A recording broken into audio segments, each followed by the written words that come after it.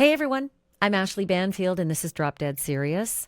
Spencer and Monique Tepe, the Ohio dentist and his wife, a woman or family called Mo, they were found murdered inside their Columbus, Ohio home on December 30th. And as of the recording of this podcast, those killings were a week ago today. And there's been almost no movement from police. No suspects, no clues, really nothing, no updates. And that kind of silence can mean one of two things. It can mean that police are just as stumped as they were on day one, or it can mean they're closing in on the killer.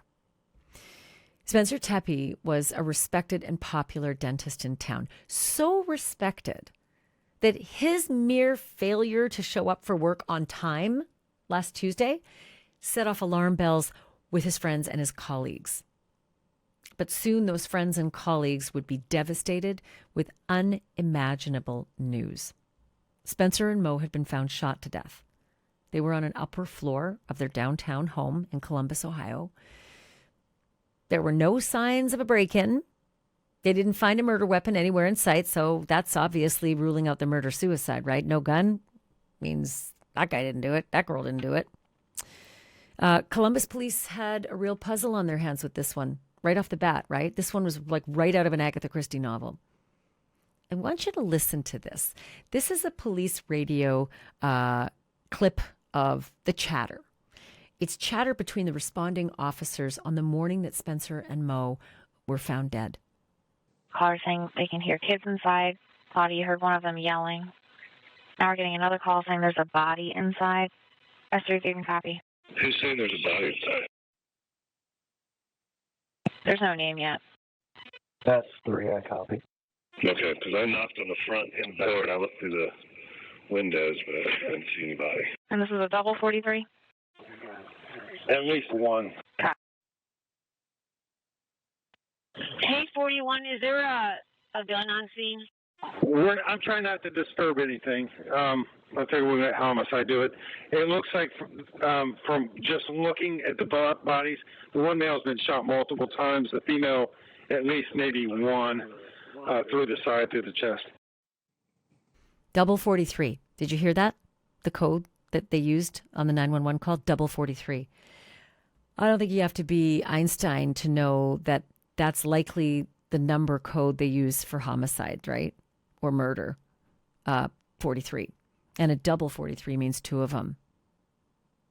No matter what the code, this is a devastating find. But here's something, and it's weird to say this, but if there were ever a silver lining in a double 43, a double homicide, it's that the Tepe's two small kids, children aged 4 and 1, who were home when a killer murdered their mom and dad in cold blood, those kids were left unharmed. They were crying, but physically they were unharmed. Did they see anything? Did they see the murders happen? Did they see the aftermath? Their parents soaked in blood, blood everywhere, shotgun shots. I mean, the mess would have been horrendous. Did the kids see any of that? On my last podcast episode, I talked to the kid's uncle, and if you haven't seen his interview yet, I'll have that episode linked in the description. Definitely check it out. It's a very insightful interview. All in all, he believes that the kids didn't see the carnage. He also said something really interesting about the shadowy figure. The video that the police released of this man, this hulking guy walking down an alley, the kid's uncle had something to say about that and didn't feel hopeful that it was going to be helpful. But check out that interview. It's very insightful. And now something else has emerged that might shed some light on what was going on inside that house before the Tepes were murdered. Fox News says that they've unearthed a 911 call that was made from the very same address as the Tepes' home, but 9 months before the murders. So that would be last April. Here's what we know about the call. A woman who is not named on the call spoke to the 911 dispatcher, and this is the conversation that they had according to Fox. And I'm going to read it because we just have the transcription of the call. Operator. Hi, this is 911. We just got a hang-up call. Is everything okay? Female voice.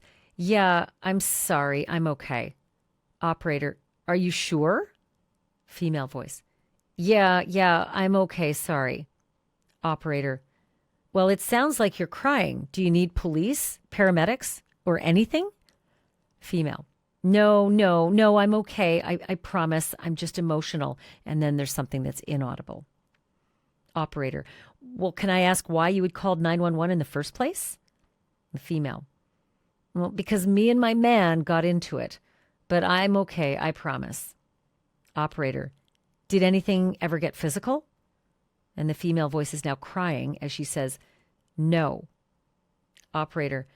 You guys were just arguing? Nobody hit each other? The female voice says, yes. Operator. Well, I have the information here. I can go ahead and tell the officers to cancel heading over to your address. If anything changes, call us back. The female voice says, yes, I'm sorry. Okay, I'm sorry.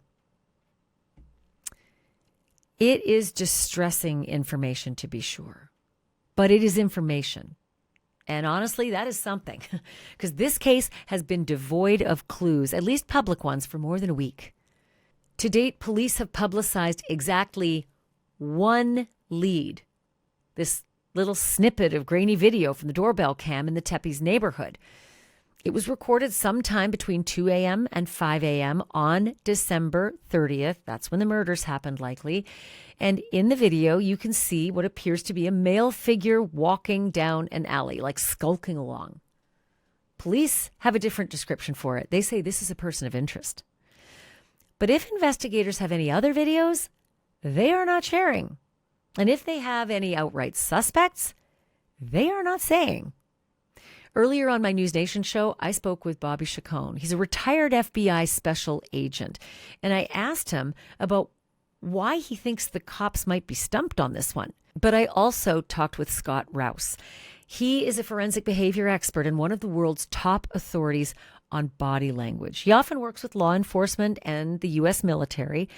And he saw things in that video of the skulking character that many of us mere mortals likely did not see.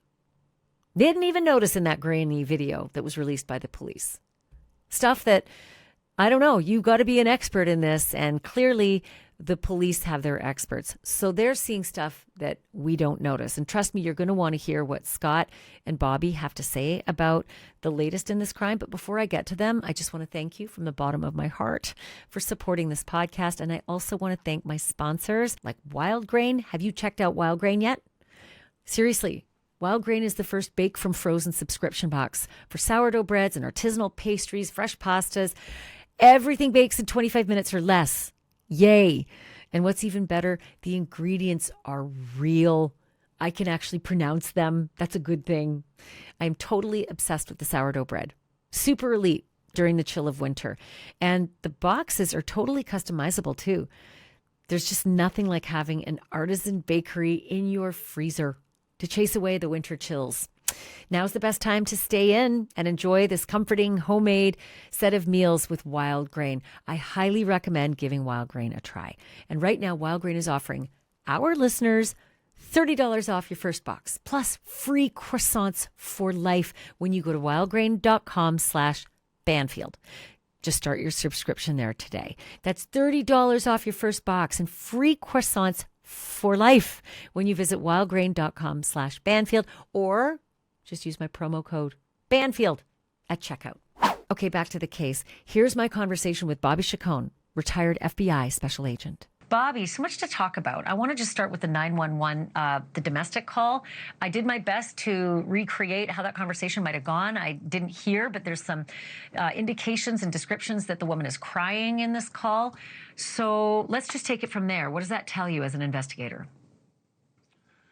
Well, obviously, she was distressed enough to call 911. So at that moment that she's calling 911, she was in fear. of being harmed, because that's why you call 911 in those type of situations. I assume they played that tape for the family members and said, is this the wife? Do you recognize this voice? They could have had friends over. They could have people staying at their house. I don't know. They'd have to go back 9 months and see if they were living in that house or if they had guests there or whatever. And then you play the tape and say, is this her voice? Is this the wife's voice?